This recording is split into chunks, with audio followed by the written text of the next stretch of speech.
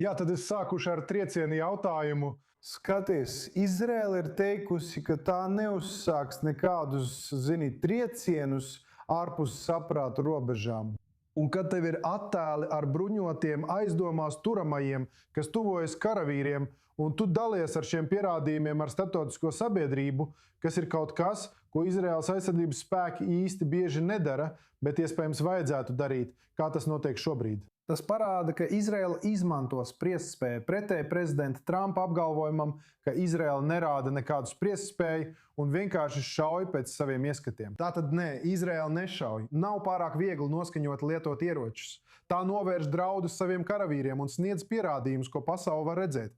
Tas attiecas uz šo jautājumu. Kas attiecās uz sarunām un sarunu procesu ar Libānu, skatieties, Gidons Sārs pats teica, ne tajā fragmentā, bet dažus teikumus vēlāk, ka mums nav īstu domstarpību ar Libānu. Patiesībā ir tikai daži jautājumi gar robežu, kurus var viegli atrisināt ātrās sarunās. Izšķiroši svarīgi vēstījumi, ar kuriem Izraēlas valdībai patiešām vajadzētu būt priekšplānā, manuprāt, starptautiskajai sabiedrībai. Un šī mērķis ir parādīt, ka Izraēla un Libāna ir iesaistījušās konstruktīvā diplomātiskā procesā. Savukārt Irāna cenšas to sabotēt, izmantojot Libānu, izmantojot Hezbollah savās sarunās ar ASV. Un kāda iemesla dēļ Amerikas Savienotās valstis tam piekrīt? Tāpēc mēs dzirdam ļoti skaidru vēstījumu gan no Beirūtas, gan no Jeruzalemes. Ļaujiet mums pašiem atrisināt savas problēmas. Netraucējiet šīm sarunām, kā brīdināja Jehijels Leiters. Vai šīs ir uzticamas sarunas? Es domāju, vai mums vēl joprojām vajadzētu cerēt, vai arī izskatās, ka tiek veidotas kādas attiecības? Es domāju, papildus tam, ko mēs zinām par to, kā citas sektantiskās grupas Libānā šie valdības amatpersonas raugās uz visu šo situāciju. Tātad vēlreiz sarunas atbalsta Libānas valdība. Jā, Hizbollah ir daļa no valdības, bet viņiem vairs nav veto tiesību šajā jaunajā Libānas administrācijā. Un tāpēc šīs sarunas pierāda, ka pirmkārt abām pusēm ir vēle panākt vienošanos. Tagad runāju par ierobežotas Izraēlas atkāpšanās iespēju. Cik man zināms, Izraēla ir atvērta tam, lai Libānas bruņotajiem spēkiem nodotu teritorijas, kurās viņi varētu demontēt Hezbollah infrastruktūru un izmantot to kā pilotprojektu, kā pārbaudi, lai redzētu, vai Libānas bruņotajiem spēkiem ir griba un spēja to izdarīt. Cik es saprotu, domstarpības ir par to, vai tās būs teritorijas, kurās šobrīd atrodas Izraēlas karavīri. Viņi jau ir demontējuši Hezbollah infrastruktūru un grasās atkāpties, un tad Libānas armija vienkārši pārņems šo teritoriju kontroli. Vai arī mēs runājam par jaunām teritorijām vai citām teritorijām, kuras Izraēla nekontrolē. Tā Izraēla, ka Izraēlas spēki nav demontējuši Hezbollah infrastruktūru, lai to nodotu Libānas bruņotajiem spēkiem. Un tad skatīties, vai viņi ne tikai spēja noturēt šo teritoriju, bet vai viņi spēja arī atbruņot Hezbollah šajā geogrāfiskajā vietā. Izraēlai, ja Libānas bruņotie spēki spēs izpildīt pēdējo nosacījumu un patiesībā ieņemt jaunu teritoriju un pierādīt, ka viņi spēja demontēt Hezbollah infrastruktūru šajā teritorijā, tad tas ir ļoti svarīgs uzticības veidošanas pasākums. Un par šīm lietām arī tiek runāts. Izraēla ir atvērta pakāpeniskai izvešanai. Izraēla nevēlas palikt Libānā, tā ir realitāte. Es domāju, mēs iepriekš neesam spējuši pārliecināties, vai Libānas bruņotie spēki to var izdarīt. Es pieņemu, ka jūs sakāt, ka ir atvērtība pārbaudīt, vai jauns mehānisms to varētu paveikt. Vēl viena joma, par kuru vēlos dzirdēt jūsu domas, un tas balstās uz dažiem ziņojumiem Irānas medijos.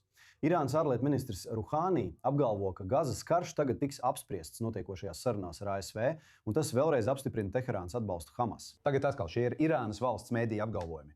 Ariels, kā tev šķiet, vai šī ir nākamā joma, kurā Teherāna mēģinās izmantot Trumpu un panākt, lai Izraela izstājas? Ko mēs redzam? Jā, Deivid, šis ir viens no tiem stāstiem, kur virsraksts aizēno pašu būtību tam, kas patiesībā tika pateikts. Saskaņā ar Irānas valsts mediju ziņoto, Irānas ārlietu ministrs Abbas Arakči veica telefona sarunu ar augsta ranga Hamas amatpersonu Basemu Nadžimu.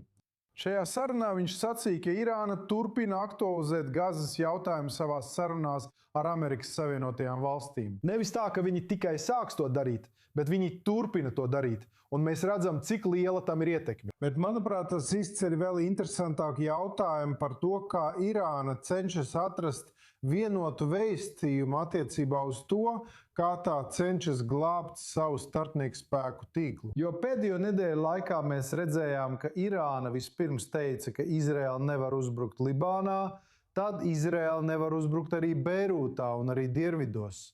Un tad viņi arī teica, jo viņi pieprasīja izbeigt karu visās frontēs, tad viņi iekļāva tajā arī Gāzu, sakot, ka jebkurš Izraels uzbrukums Gazā izraisīs Irānas atbildi. Un tad viņi izslēdz Gāzu, un tagad viņi saka šo. Tas parāda, ka Irāna no vienas puses cenšas glābt savus starpniekspēkus, skatīties, kurš no tiem ir vērts, lai par to cīnītos. Es domāju, viņiem jāapzinās fakts, ka viņi ir zaudējuši Hamas kā starpniekspēku, bet viņi cenšas ne tikai saprast, ko vēl var glābt, bet arī ziņojuma ziņā viņi vēlas radīt priekšstatu par to, ko viņi sauc par ārēju apvienošanu, lai parādītu, ka viņiem ir vairāk kāršu savā komplektā, nekā patiesībā varētu šķist. Bet es domāju, ka realitāte pierāda pretējo.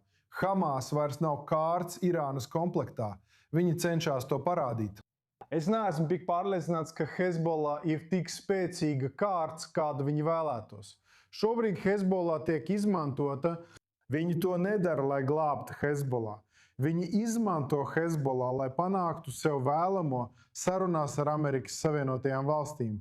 Ja pa ceļam, viņi var arī palīdzēt samazināt Izraēlas triecienus pret savu pēdējo atlikušo salīdzinoši spēcīgo sabiedroto grupējumu, kas nav salīdzināms ar to, kāds Hezbollah bija pirms dažiem gadiem, tad viņi to arī darīs. Bet viņu vienīgais mērķis ir izmantot šo Libānas jautājumu kā sviru sarunās ar Amerikas Savienotajām valstīm un arī radīt plaisu starp Izraēlu un Amerikas Savienotajām valstīm.